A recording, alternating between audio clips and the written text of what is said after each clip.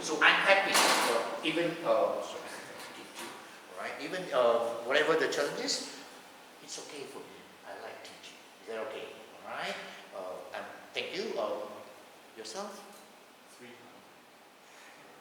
The number is getting better and better. And I want to stand here and say 400, you know? Wow, that's interesting, right? How happy are you? Not sure. Why? Because I'm sensitive. I'm sensitive and overthink. You overthink. Being sensitive is okay. Alright, she said she's very sensitive. That's okay, Selena. But let's understand this, yeah. Who must love you the most? You must love yourself the most.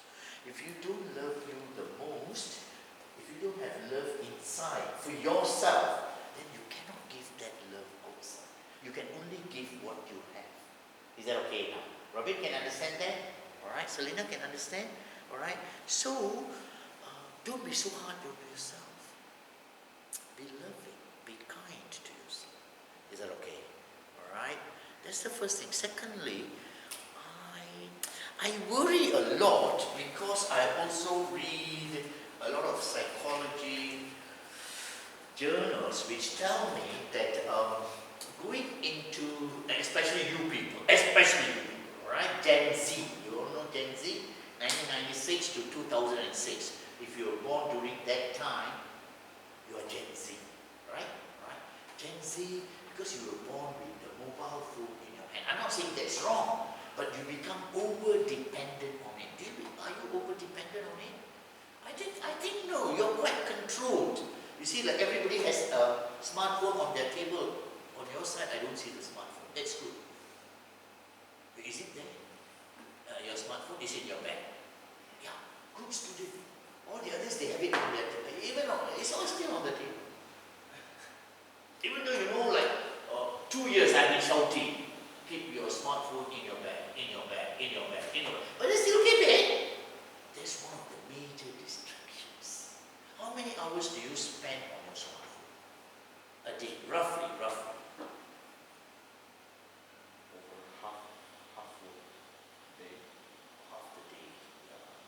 Which I'm not saying it's wrong, but you become over-dependent on it. Right? That's why now I read something recently which tells me that once, even as educationists, we try and control the use of smartphones in the classroom, students get disappointed, get agitated. Do you understand agitated? They get angry with the teacher or lecturer. And then they start hating not only the teacher or lecturer, what he or she teaches. All that will bring you down. I feel very sad because last semester I had to undergo that. I was studying in that class, your juniors, about the smartphones keeping in your bag and all that. So most of them followed, right? They kept in their bags. And then there was this two students at the back still, trying to look up and still doing something there. So I walked and then I said, I just told you, please keep it. Then one student kept it in the bag. The other student, take it. Let's go. I said, no, keep it in the bag. I said, okay. So then it's a girl, so I didn't want to be too hard. If boy means if Robin, I would have shouted. I would have strangled him immediately, right? So girl, I didn't want to be too hard also. Then I came to the front and started teaching. There she was standing. Then I said, first thing, you don't respect yourself, you don't respect me. Maybe you should keep that in your bag. Again, I told her. Then she said, okay. Then she was already angry. Okay. Then she just put her handphone out. And I went near and I said, can you put it in your bag? What's the problem? Just put it in your bag. Okay. That look, so the phone was on the table still. So I took the bag. Oh, she got angry.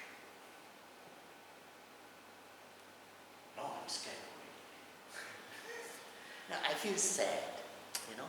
It's a psychological effect that starts controlling you. The smartphone controlling you now, right? So, but I felt sad after when I did that, and then she got angry. I can see that her face all became red, but I felt bad. After I finished the class, I went to her and said, "I'm really sorry. I had to apologize. I don't mind doing that. You know, I would apologize to you. I apologize to her." Right? So I thought maybe I was a bit too hard also. So I said, "I'm really sorry." And she just kept quiet. But the next day, I think she realized, maybe some of her friends talked to her. And the next day, she apologized to me. So I think that was good.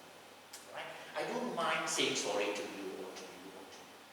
Because I think in the process of building a relationship, students and lecturer, I think we make mistakes. I don't think. Is that okay? Alright? So let's be more caring for each other. Yeah? My intention is very simple. I want you to hit your target. That's it. So along the way, if you are slacking, I'm going to kick you.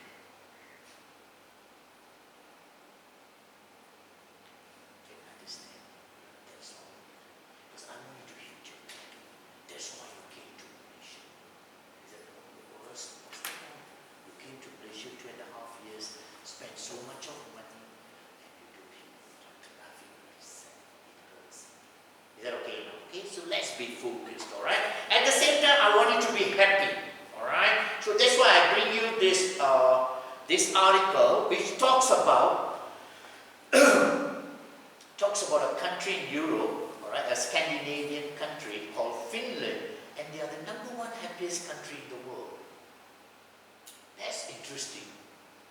As a country itself, as a citizens of that country, they do a lot of research and they found that this country is the happiest country in the world.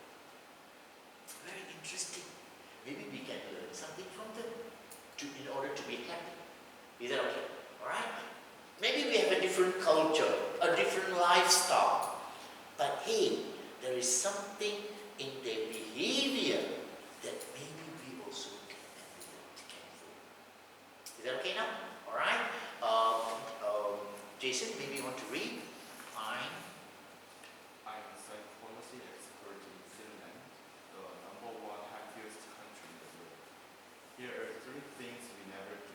We never do. Oh, that means maybe if we are doing, then we need to check ourselves. Is that okay? Alright, there are 3 things that we should never do. Alright, I also researched this. I found there are 3 countries which are the happiest countries in the world. It's usually Finland or Bhutan. You know Bhutan? You know, Bhutan is a country between India and China. There's one small country called Bhutan. They are also the top 3.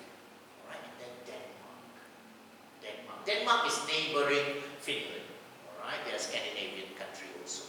But there are 3 things they do, they never do, that makes them happy. Alright, let's check. Do we do it? Alright, maybe this is what we need to check. Selena, okay? Okay? Alright. Topic. 3 things the Finnish never do that makes them happiest in the world. For 5 years in a row, 5 years in a row, Finland has ranked #1 as the happiest country in the world, according to the World Happiness Report. Alright? In 2022's report, people of 156 countries were asked to value their lives today on a 0 to 10 scale, with the worst possible life as a 0. It also looks at factors that contribute to social support, life expectancy, generosity, and absence of corruption. As a Finnish philosopher and psychology researcher who studies the fundamentals of happiness, I'm often asked, what exactly makes people in Finland so exceptionally satisfied with their lives? To maintain a high quality of life, here are 3 things we never do. They never do. Is that okay? Maybe we do. That's why our happiness drops. Is that okay? Okay? Okay? Alright, do you know that Finland has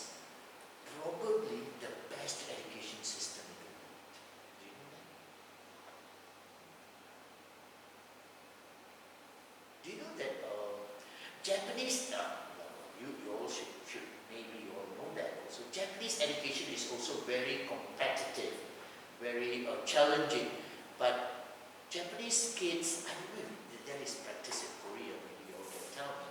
Japanese kids go to school at the age of 6 until 11 for 5 years. They don't study anything in the classroom. Do you know that? No? They don't go into the class to study. They go to school for the first 4 or 5 years minimum, alright? Just to learn responsibility, socializing, mixing with other kids, cleaning the classroom, cleaning the toilet, learning how to take care of the garden in the school, planting trees, learning some basic cooking skills, all life skills only, learning responsibility. I think at the age of 11 only they go into the classroom and start studying.